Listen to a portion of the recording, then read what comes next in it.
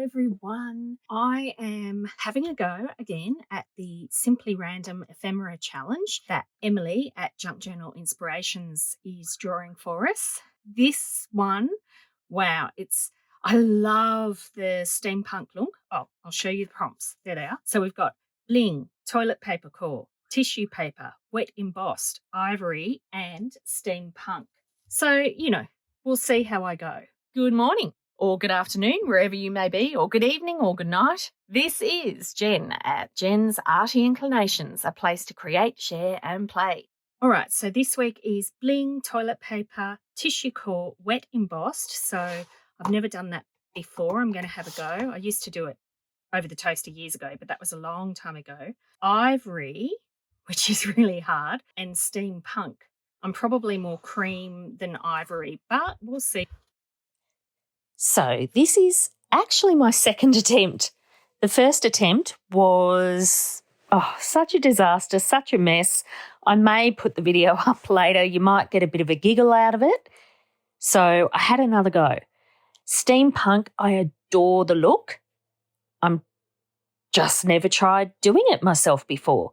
Anyway, so back to the challenge. Here, I decided this time to cut the toilet paper roll to kind of look like a cog, and then I made a bit of a slightly glitzy, slightly brown paint mix, and I just did it like you used to do your potato prints when you were a kid at school. So that was my first thing, and then I had a few little pieces that were my nod to the steampunk. So a little bit of that, what do they call it? Retro tech or something like that.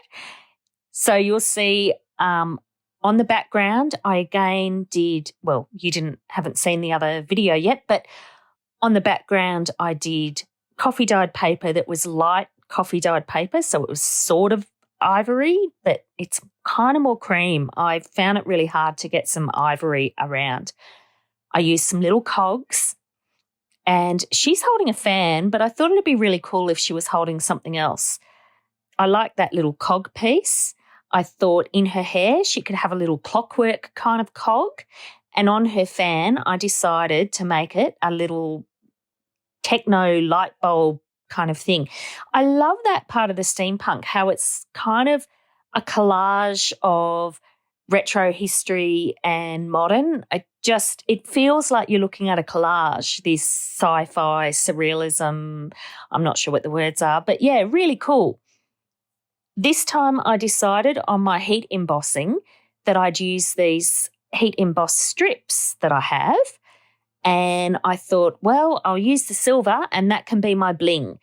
So a little bit of silver in the cogs, a little bit of silver in this side strip, and it's really, really, really shiny when I heated it up. So it's kind of cool, really.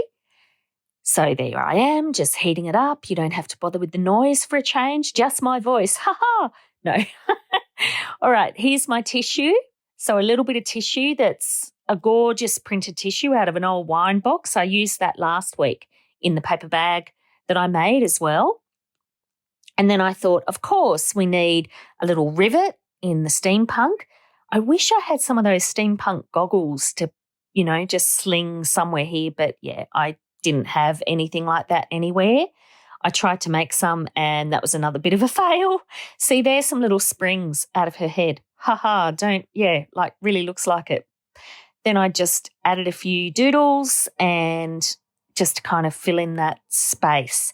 So this one is a journal card. Here I'm just trying to add some definition because I got so carried away that I forgot to ink the edges of my pieces, and I think if I had inked the edges it just would have been that little bit better. But yeah, I'm really enjoying doing this technique, which I've wanted to try it for so long, and it's really nice to have a go. And it was kind of good to have that challenge of trying to keep it light as well, in that is ivory tones. So I'm almost finished here. I decided it needed a much thicker definition, so I just used a Sharpie, just mucking about. It's just for me. It's just play, and it's really great when you have failed attempts too because it gives you more to try. So I like these little labels again, and that butterfly has a little bit of ivory colouring in its wings. So I thought I'm really going to make sure that I put that in. I'm inking around the edges of the tissue at the top and the butterfly just to give it a bit of grunge with that steampunk tech. Oh, it's sort of, what's that, industrial mix.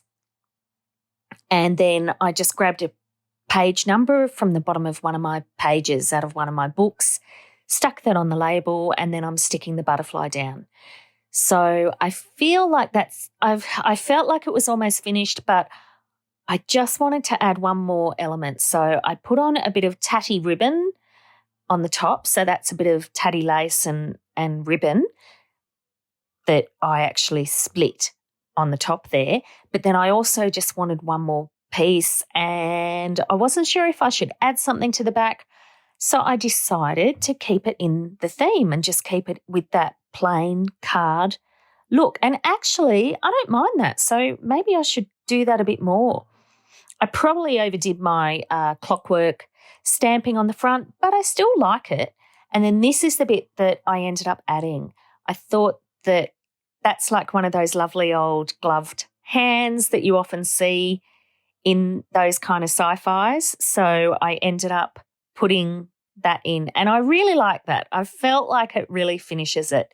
So now I'm going to finish the little matching tag that I have with it as well.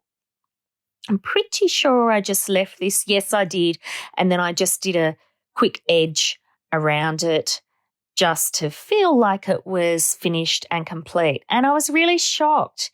Like, I'm not sure if it's strictly steampunk, but I actually quite liked the look, and I was surprised, even with those light colours, that I still liked the look and it still had that flavour of that steampunk. So with the prompts, as I said, we had toilet paper roll, that was the print in the background. We had the steampunk, so that's like the cogs and those retro tech things. We had the bling, and so that, and the wet embossing. So I've used them together. What was the other one? Oh, and ivory and tissue. So the only thing I missed on the little tag was the tissue, but I got everything else in. And on the journal card, I got both. And I just thought it was nice to do a little matching set. I am learning that it's a good idea to at least do a couple whenever you're doing any of your little ephemera, because it helps when you're putting them into journals or however you're going to use them. It just helps bring them together, obviously. So I just added another little rivet, and I used those worn gold kind of rivets to give that oldie worldy look as well. Popped the ribbon through, and then all I did was I just finished off the stamping, because obviously clockwork is a lot in that era too, the cogs and the clocks and the goggles and all that wonderful stuff. I love it. All right, so here I decided just a little bit of a butterfly on the edge. That was just to match the other one. And of course, you know me, I saved the top half of that butterfly because I know I'll use it on something else. And there I go. As I said, inked the edges, pop the ribbon in, and then those two are complete. So I'd love to know what you think of these. I love doing Emily's challenges at Junk Journal Inspirations, these little weekly ones. They are really pushing me because she's picked out some things that are really contradictory that you would never put together, and yet somehow you find a way to make it work, and that's really good. It really helps you grow. So there you go. There's my two finished pieces. There's the journal card, as you can see, and there's the little matching tag. I hope you enjoy. You can like and subscribe below, and as always, keep creating. See you next time. Bye.